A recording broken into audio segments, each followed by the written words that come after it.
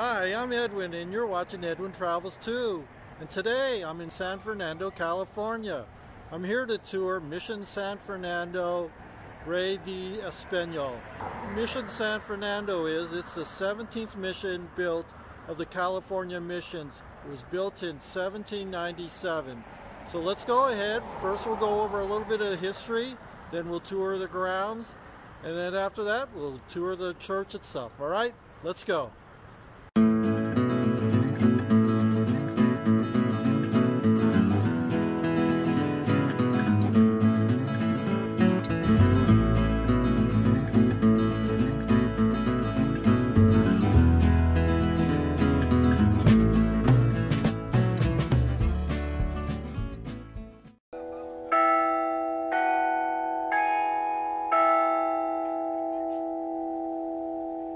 Mission San Fernando Rey de España was founded in September 8, 1797 by Father Fermin de Lassuet. It was the 17th of 21 Spanish missions established in Alta California. Rey de España means King of Spain. The mission was named for the King of Spain, Saint Ferdinand III of Aragon. He was born in 1030 AD and died in 1082 AD of a fever. Father Lassuet is sometimes called the Forgotten Friar. He actually governed the California mission system from 1785 until 1803, 3 years longer than Father Juniper Serra. He founded 9 missions in his time as governor. Mission San Fernando was the 4th mission he had opened in 1797. The property the mission was constructed on belonged to Mission San Gabriel Archangel, but Don Francisco Reyes, alcalde or mayor of Pueblo of Los Angeles, also claimed the land. The first 2 buildings were finished only 2 months after dedication. They were probably living quarters and a storage building made out of wood and had a thatched roof. In 1799, the first church was built, but it was a very small church. So the following year, in 1800, a second church was built to replace the first church due to the rapid growth of the mission. In 1806, a third church was built on the same site as the other 2 churches, but this one was built of adobe and with a red tile roof. The quadrangle was also completed that same year. A dam was built about a mile away from the church in 1808, constructed of leftover masonry, stone, and bricks. An aqueduct of open ditches and clay pipes brought the water to the mission and to the fields from a well about a mile away. Construction of the Convento, also known as the Long Building, was started in 1808. The Convento was actually built in stages and took about 14 years to complete. It is 243 feet long and 50 feet wide. It is the largest 2-story adobe building in California and the largest building in the California mission system. It is the only original building left at this mission. Here is the first floor plan of the Convento. The black walls were made of brick, while the rest of the walls were made of 4 feet thick adobe. Notable rooms in the Convento is number 4, the Salsa, or reception room. Room number 5 was the library. Room number 15 was the smoke room where they would smoke the meat. And room number 20 and 21 was the winery. The rest of the rooms were either used as guest rooms or storage. Here is what the completed mission grounds looked like in 1812. In 1812, 2 earthquakes on December 8th and on December 21st damaged the mission and the new church. The church was repaired later. The iconic 21 arches on the Convento were completed in 1813. There are 19 arches on the front side and 1 at each end. It is the most recognized part of the mission. Sometimes it is confused as being the mission itself. The second story of the Convento was completed in 1820. Here is the second story floor plan. The second story was mainly used for storage. One of the notable rooms on the second story is number 31. which is the upper portion of the smoke room. During secularization in 1834, the mission went into disrepair and the properties were sold or given away as part of large land grants known as ranchos. Gold was discovered in nearby Placerita Canyon in 1842, causing a mini gold rush. Over the next 4 years, everything that could be dug up in the area was dug up, including the floor to the church, under the assumption that the Padres had hidden gold there. In 1845, California Governor Pio Pico leased the mission property to his brother Andreas for the use as a summer home. This quickly ended when Colonel John Fremont of the U.S. Army occupied the mission for a short time in 1847. In 1847, the mission was abandoned and sold. Over the next half-century, the buildings of the mission were used for many different purposes, while the mission itself was falling into ruins. From 1857 to 1861, part of the mission was being used as a stagecoach station. In 1861, the church regained use of the mission and 75 acres of land. By 1888, the hospice, or the Convento, was used as a warehouse and stable, and in 1896, the quadrangle was used as a hog farm. In 1896, Charles Fletcher Loomis, president of the Landmarks of Southern California, began a campaign to reclaim the mission property to secure its place in history. Mission San Fernando's Church became a working church again in 1923 when the Oblates priest arrived and the property was turned over to them. Restoration proceeded steadily after that. In 1971, a large earthquake damaged the church, which had to be completely rebuilt. The repairs were completed in 1974. The rebuilt church was damaged again in the 1994 Northridge earthquake, which needed substantial reconstruction, but is now in good condition. In 2003, comedian Bob Hope was interned in the Bob Hope Memorial Gardens. Today, Mission San Fernando continues to serve as a parish church. And now, let's tour the mission grounds and the church itself. So here's the Mission Museum. Let's go inside and take a look, shall we?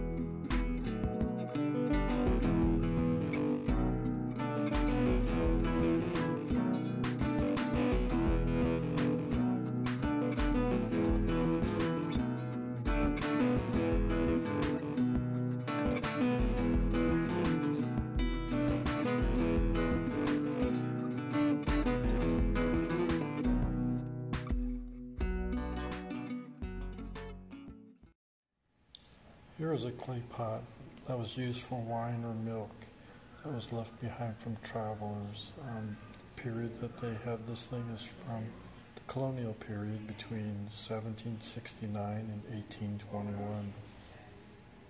Here's an original clay tile from the church floor.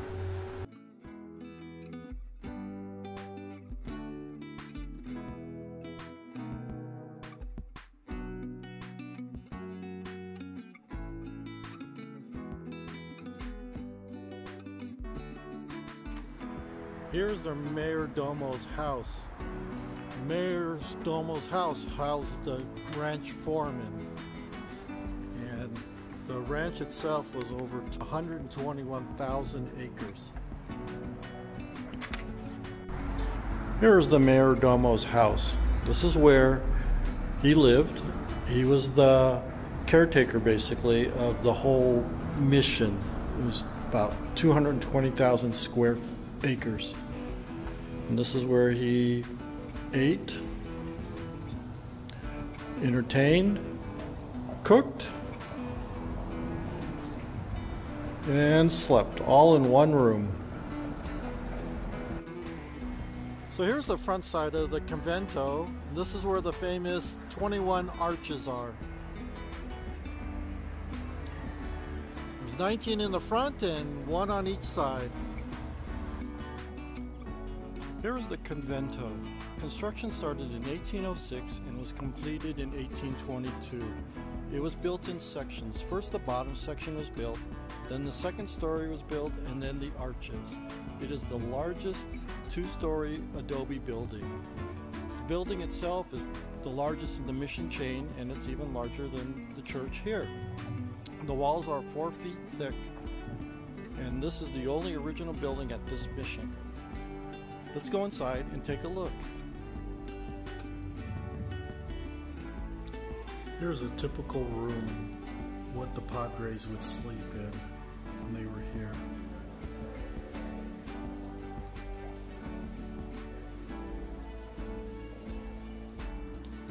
Here's the room that's called La Salsa, and what it is, it's a reception room that would have travelers come in originally. These doors right here are originally the front doors that people would actually go in and out of the mission.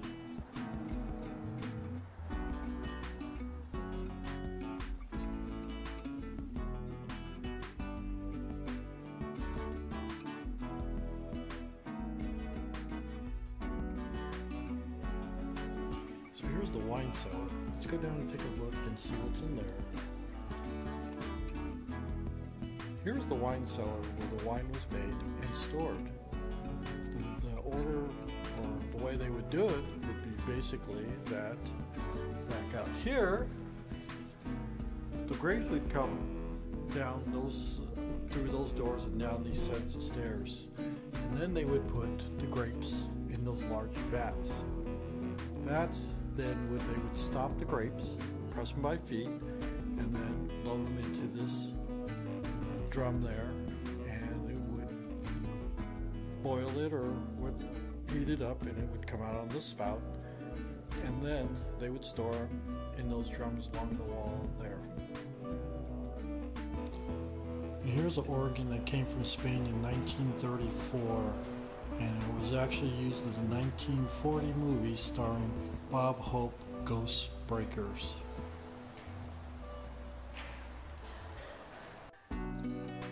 Here's the mission's library.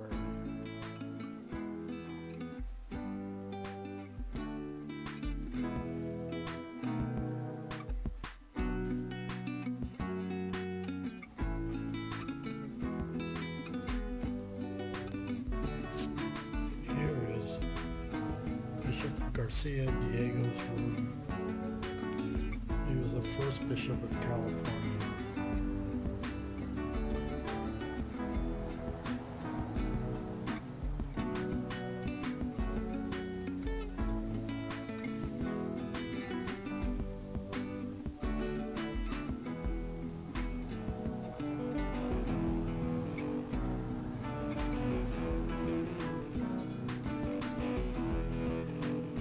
Here is one of 2 confessions of the original church.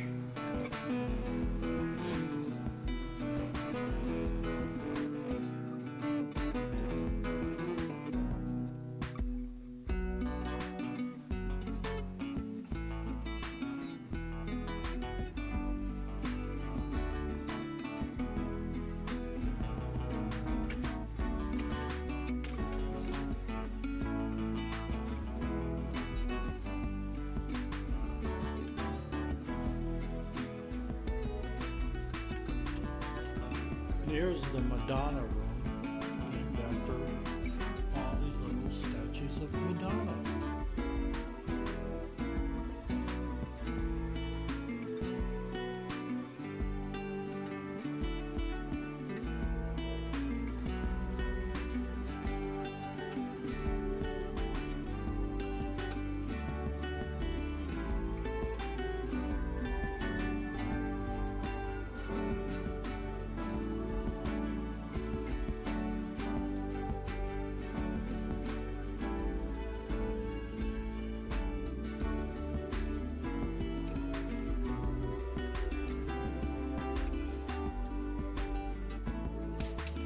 This is the governor's room.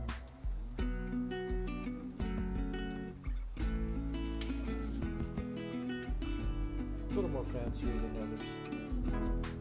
Not much, by today's standards anyways.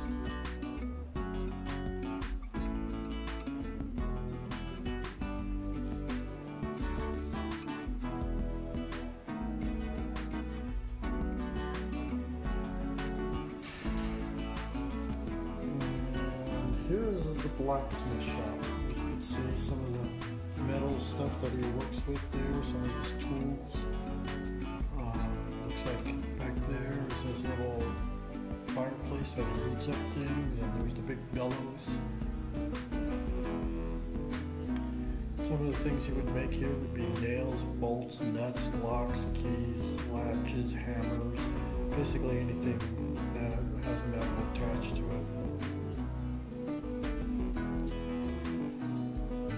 Here's the leather shop. Looks like some saddles he's working on, maybe some collars for horses.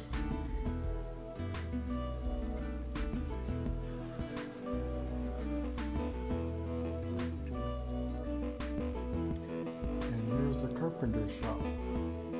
A lot of these tools on there. Like some kind of maybe grinding wheel to help sharpen some of his tools. And looks like he's building a casket.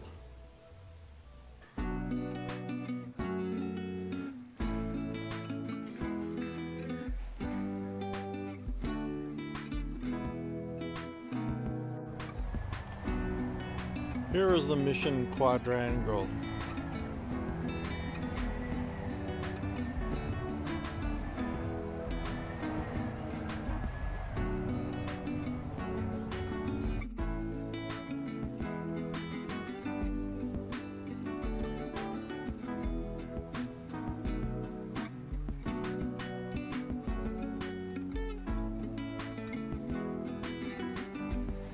Here is the Mission Church. It is 166 feet long, 35 feet wide, and the walls at the ground are 7 feet thick, and at the top they're 5 feet thick. This is actually the third church built on this site. The first being built in 1799, but it was too small and they outgrew that one, so they built a second church in 1800. And that church was then replaced with the third church that construction began in 1804 and completed in 1806. This one has been remodeled several times due to earthquakes. Once in 1812, and again in 1971 with the Northridge earthquake, and then again with the Whittier Narrows earthquake. Here we are, inside of the mission.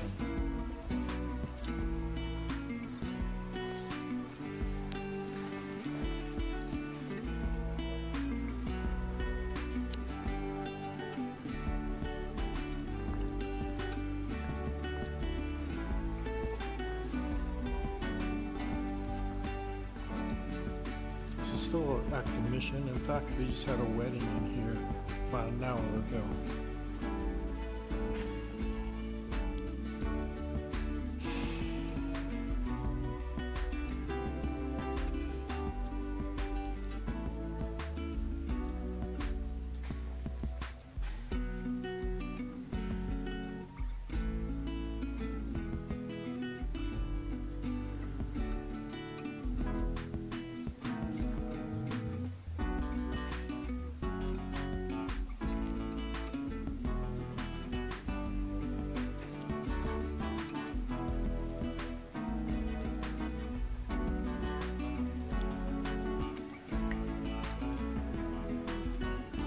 Looks like the choir loft up there. That's where the pipe organ sat at one time. Little confessionals there. And this looks like the baptism room here.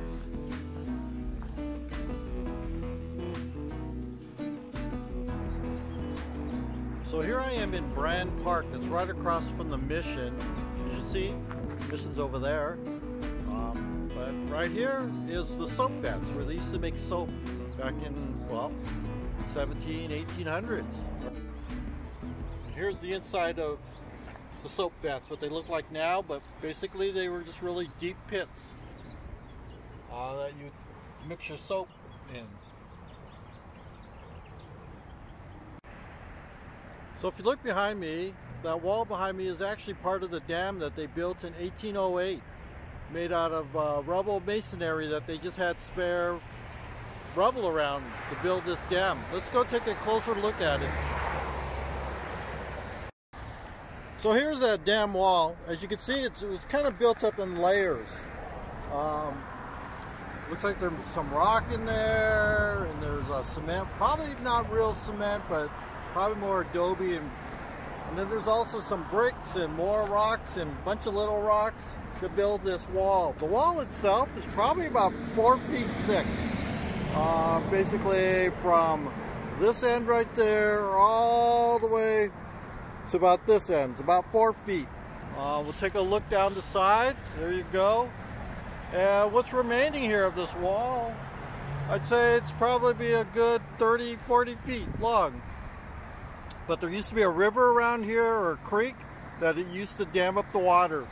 And then they would start the water from this area, and they would pipe the water to the mission, which is directly behind me, about maybe a mile or so. And this land out here used to always be missions where they used to grow vegetables and grains and have livestock out here, so it would also help feed the animals and the farming. So now let's go take a walk on the dam. As you see, it is pretty wide. It's easy enough to walk on. Looks like the height might be about 4 feet here, but it might have been a lot deeper back in the 1800s. That's about where it ends right there. I don't know how much longer it was at the time, but this is all that's left right now. So this looks like the original plaster on the back side of this dam wall here. It's pretty interesting that it lasted this long if it is the original.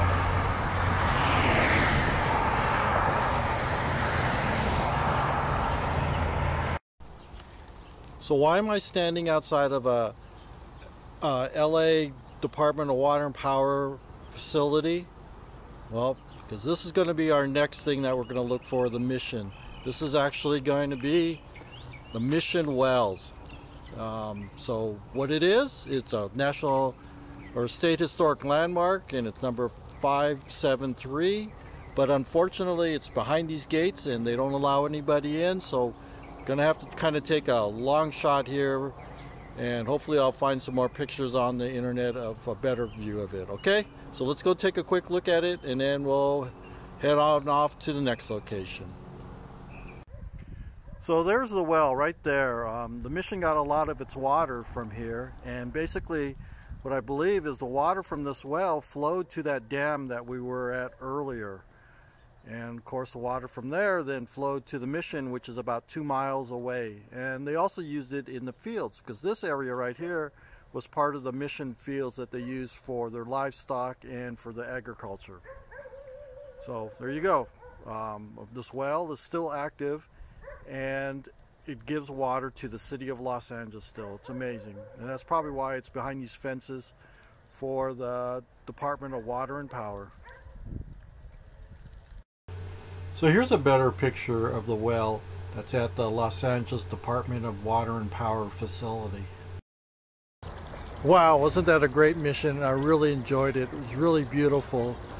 So next time you're in the San Fernando Valley, come on out, take a tour of the mission itself. I'm sure you'll enjoy it also. And I hope you enjoyed my little highlights of it and learned some things along the way. All right, come on out to my next adventure. And remember, be humble and kind. Bye-bye.